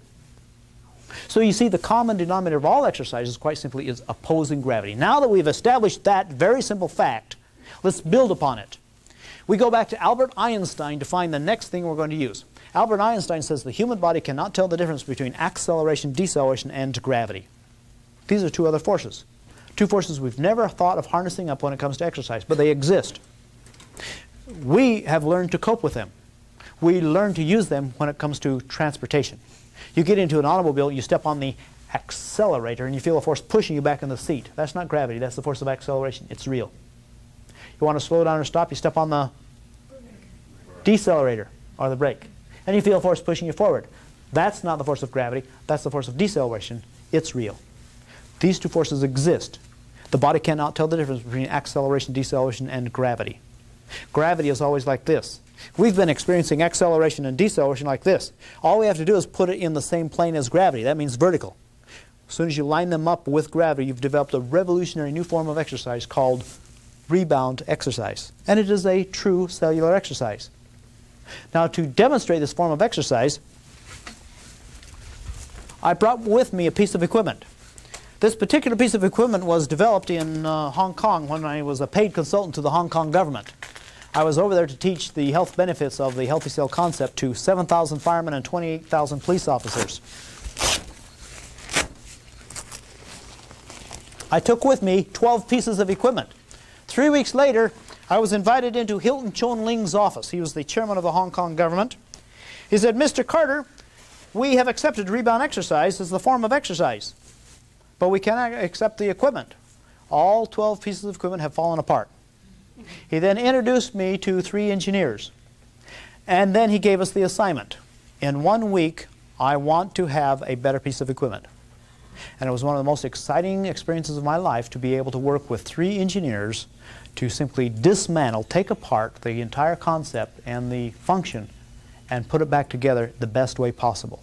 The first thing we studied was the mat. We found we could not use nylon, plastic, or canvas because all 3 of those fabrics stretch. We went to Permatron. It's a DuPont fabric, but it doesn't stretch. It's also very resilient. Therefore, 10 years from now, this mat will be the same, have the same resiliency as it has right now. The next thing we studied were the springs. The springs are number 80 carbon steel springs. Now, you can get other springs, a 60 carbon steel spring or a 72 carbon steel spring. A 60 carbon steel spring stretches. A 72 carbon steel spring is brittle, it breaks. We went to the number 80 alloy carbon steel spring and simply solved the spring problem. But you notice the springs are not directly connected into the frame. They're connected to a bolt that goes through the frame. The reason we did that is that if you connect a spring directly to the frame by drilling a hole, then every time you bounce on the mat, the spring will wear the frame out in 36 different places. We could not accept that. So we put a bolt through the frame. It's more expensive, but it's more durable. And now we've simply got a frame that does not wear out.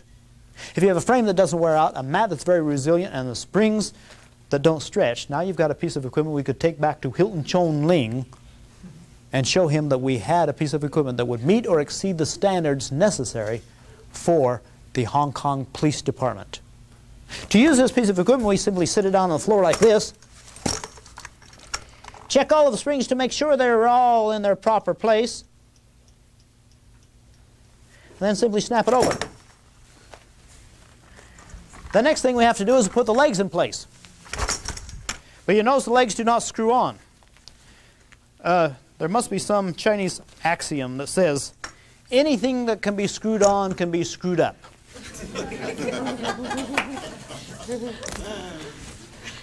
So rather than having threads, these are held in place by springs, providing positive tension. So once the leg is snapped into place, you don't have to worry about it going into place. Once we have the legs in place, all we have to do is set it down on the floor like this, and now we're ready to participate in what is now known as the most efficient, the most effective form of exercise yet devised by man. Rebound exercise. All I have to do is change into my exercise clothes. So if you excuse me for just a few moments.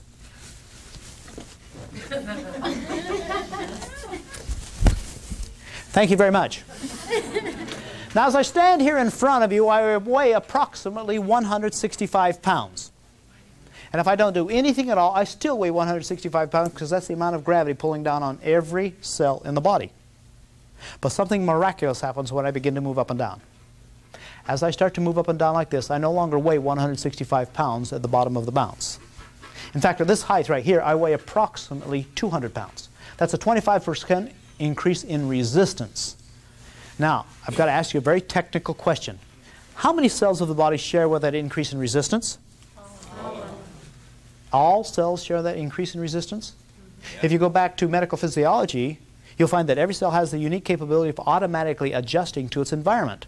We've just increased the environment by 25%. What has to happen to every cell in the body? They have to become stronger. Tell me, do they have a choice? Isn't that exciting? Even if I have to take my fingertips and put them in my pockets like this and move up and down like this, even the fingertips on my hands in my pockets are going to get stronger, and they don't have a choice. Now, keep in mind, I qualified for the Olympics twice. I had some of the best wrestling coaches in the world telling me you had to do some of this and some of this to exercise this. And what I'm telling you is diametrically opposed to everything you've learned about exercise. That if you move up and down like this is a cellular function, and every cell in the body, regardless of where it is going to become stronger. That's part of the theory of rebound exercise. It's what we presented to the people of Hong Kong. Well, when I came back from Hong Kong, I had a letter on my desk from NASA inviting me to go to Ames Research Center to teach rebound exercise to our astronauts. Well, why do the astronauts want to know about rebound exercise? Well, in 14 days of space flight, they lost 15% of their bone mass. They could not jog as you and I could jog, because if they were to trip and fall, they would shatter. So they needed a non-traumatic aerobic exercise. And they felt that rebound exercise was it. Well, I agree with them. You get up here, and you do this. And will this qualify as an aerobic activity? Sure. But it's non-traumatic. Rebound exercise eliminates 7/8 of the shock to the skeletal system, which means I've eliminated shin splints, ankle problems, knee problems, lower back problems, and other problems. But if this is a good aerobic exercise, what about this one? Oh, that'd be even better, right? And if this is a good aerobic exercise, there's nothing to stop you from carrying on an aerobic activity like this. In fact, if you want to get ready for the athletic events, such as basketball, football, track, racquetball, or anything else like that, well, all you have to do is carry on a more vigorous activity. And in fact, if you want to compete for the Olympics, why, there's nothing to stop you from carrying on a very, very, very rigorous aerobic exercise like this. The most important thing is I've just finished my aerobic exercises. But I've got to warn you, I've left a few things out of the aerobic exercises. I've left out barking and biting dogs, 10-speed bicycles, carbon monoxide poisoning, mailboxes that show up unexpectedly. I've left out rain, sleet, snow, gravel, grass, curbs. I've replaced it with the television, the air conditioner, the radio, or the heater. Notice I've got a family room, so I don't have to worry about getting babysitters. And notice that one size fits all feet, which means that I don't have to worry about buying expensive running shoes. It also means that if I'm not using it, my wife can use it. If she's not using it, it's available to the children. And if they're not using it, Grandma and Grandpa can use it. How many people need aerobic exercises? How many people need the shock of hitting a hard surface? Nobody. Very good. So it's not only good for the astronauts, right? It's good for everybody. The next exercise I'd like to present to you then is what we call the strength exercises. Keep in mind, people go to health spas, spend a lot of money for membership. Their purpose is to become stronger. Well, let's follow some simple formulas of strength. If you go to an exercise physiologist and ask him, what is the formula for strength, he'll tell you stress times repetition equals strength. Isn't that right? You grab a hold of a barbell and you do this, and you do it over and over and over again, and you can depend on becoming stronger. But you know as well as I do that if you do this with a barbell, you're going to reach a plateau. And when you reach a plateau, your instructor will tell you to go to a heavier weight. You put on heavier weights, and you still do the same thing over and over again. We're going to use the very same formula. Stress times repetition equals strength. Only this time, instead of worrying about the plateau, instead of adding weight, all we have to do is add altitude. You see, the higher you go, the faster you come down. The faster you come down, the greater is the force of deceleration. The greater the force of deceleration, the more you load the springs. The more you load the springs, the greater is the force of acceleration. You add the increased acceleration to the increased deceleration to the gravitational pull, you've developed a whole new G-force. At this height, I weigh 2 Gs. That's twice the gravitational pull. That means that every cell in the body has to start to become twice as strong. You see, I'm 49 years old. I've never lifted weights in my life. But at age 49, I can still do over 100 one-arm push-ups. And I used to brag about that.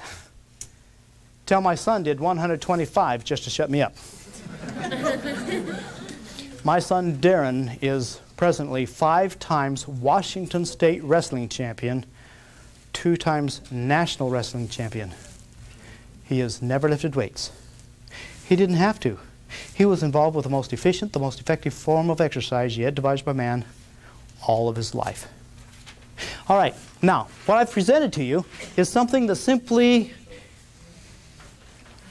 makes all other exercise systems obsolete. Think about that for a minute. That's pretty good, don't you think?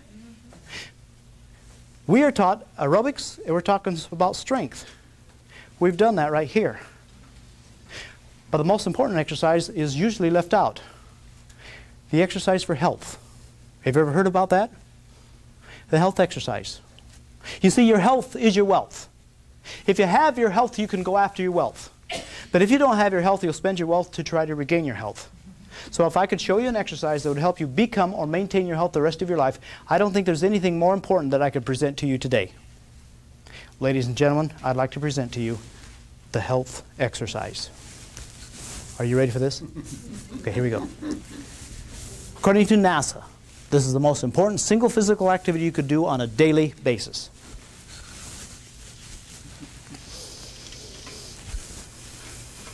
Can you handle this one? There it is, right here.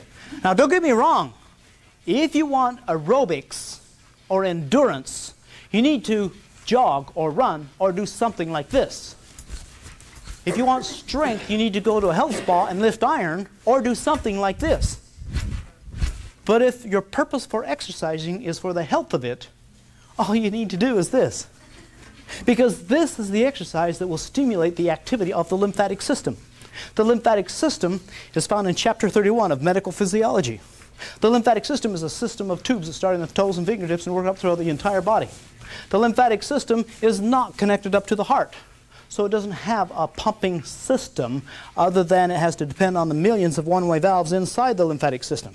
In other words, it's a hydraulic pressure system. Anytime there's pressure below the one-way valve opens up. Anytime there's pressure above the one-way valve, it stays closed. As soon as you understand that very simple concept, you can understand how this exercise actually stimulates the lymphatic system.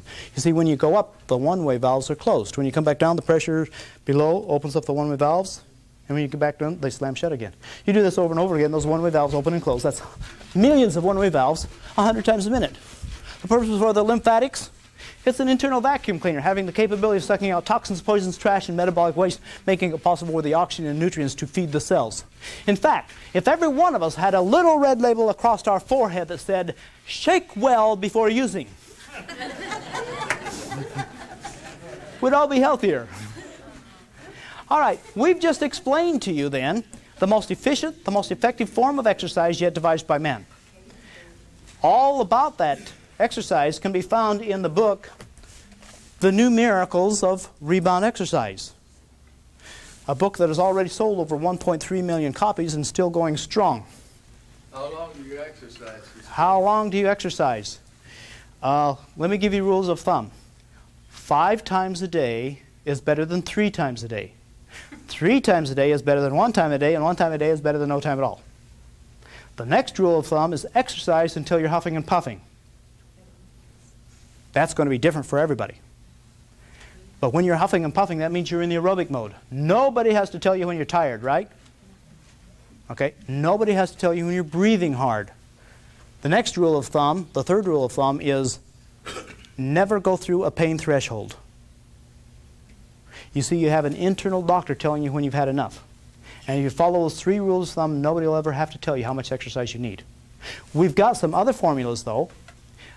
NASA indicates that rebound exercise is as much as 68% more efficient than jogging. Therefore, you can take anything you've learned about jogging, cut it in half and put it on a rebounder and get an equivalent exercise program. Now, we have been talking about rebound exercise, the most efficient, the most effective form of exercise yet devised by man. Something that's already made it to the White House, something that some of our top athletes are using, something that a lot of people are using because sometimes that's the only exercise they can do, but many times they're using it because that's the best exercise they can get. But regardless of how good it is, we recognize it's only 1/4 of the healthy cell concept. Anybody involved with rebound exercise should be involved with cell food, don't you think? And anybody involved with cell food should consider rebound exercise. Wouldn't that be fair? All right, and anybody involved with cell food and cell exercise should be involved with cell environment, making sure that you get the right water. And anybody involved with cell environment, cell exercise, and cell food will naturally gravitate towards good cell communication. The synergistic effect of all 4 of these will help the cells to become healthy. Now that you've heard the healthy cell concept, I'm going to give you an assignment. And this is the assignment.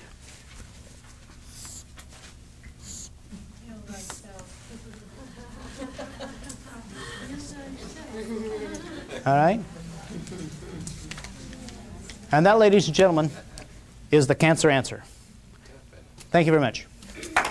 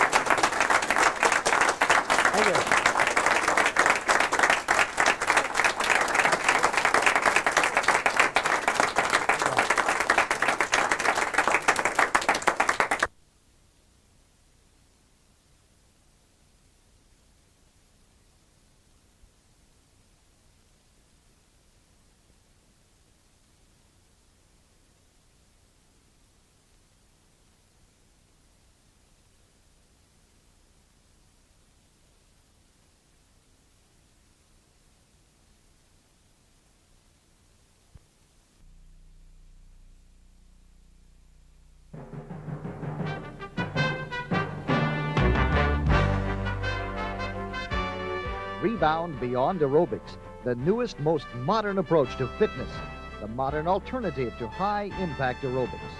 This exciting new video features Sylvia Ortiz, one of the country's most famous and exciting rebounding experts. Sylvia is a national fitness consultant who travels the world over presenting workshops, seminars, and master classes to fitness professionals. This action-packed program contains rebound aerobics on 3 different levels: a warm-up, cool-down, and much more. With over 90 million rebounders sold worldwide and thousands of copies of her first video across the country, this home video is a sure winner for top sales in national distribution. Increasing the intensity. You're gonna bring it back. Pull. 2, 3, 4, 5, 6, 7, 8. Now up. 1, 2, 3, 4, 5, 6, 7, 8, and back. 1, 2, 3, 4, 5, 6, 7, 8. Up again. 2, 3, 4, 5, 6, 7, 8. Now just 4. Come on. 2, 3, 4. Up. 1, 2, 3, 4. Woo-hoo. 1, 2, 3, 4. Up. 1, 2. You're going to put it together. Take it back. Hand up. That's it. Come on. Woo. Yeah. That's it. Make it good. Make it count. Come on. You got up this morning, this afternoon, or this evening, and you said you were really going to go for it. Come on. I want you to give it all. Your all. That's it. Again. 4, 3. We're going to begin our arm routine. We're going to work the biceps, triceps, and shoulders. Before we begin, Barbara's going to be using, remember she's our beginner, and she's going to be using half-pound weights. I'm going to be using 1-pound weights, and Ramon is going to be using 3-pound weights. He's the advanced person. So you want to find, use the weights that are comfortable for your level. All right, we're going to start with the biceps, and we're going to bring it up. 1, 2, slow. 3, 4, 5, 6, 7, 8. You're going to hold it down and you're going to kick back. Tricep kick. Push. Really push. That's it. Again. 4, 3, 2, 1. Now you're just going to push straight down. Triceps again. That's it. Keep going. You got it. We're ready to begin. You're going to bring yourself up to shoulder level, dropping the weight of your head completely in your hands. And now you're going to lift. Slow lifts. Up. 2, 3. Tight. Good. Now maintain that contraction even on the way down. Keep it nice and tight. Keep the abdomen contracted even on the way down. That's it. Now you're going to bring it up and you're going to hold it. You're going to go 1, 2, down. 1, 2, up. 1, 2, down. 1, 2, up. 1, 2, down. Up. 2. And down. That's it. Take it down. Up. 2, down. 2. Up. 2, down. 2. Up. 2, down. 2. Keeping it tight. Keeping the abdomen contracted at all times. That's it. Now I want you to visualize the muscles of your abdomen doing the work for you. Staying tight even on the way down. Keep them tight. Make that tummy hard as a rock. That's it. Now you're going to just bring it up, and you're going to lift up, up, real tight. 4, 3, 2.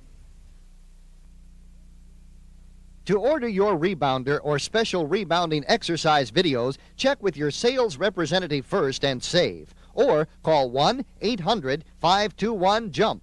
That's 1-800-521-JUMP.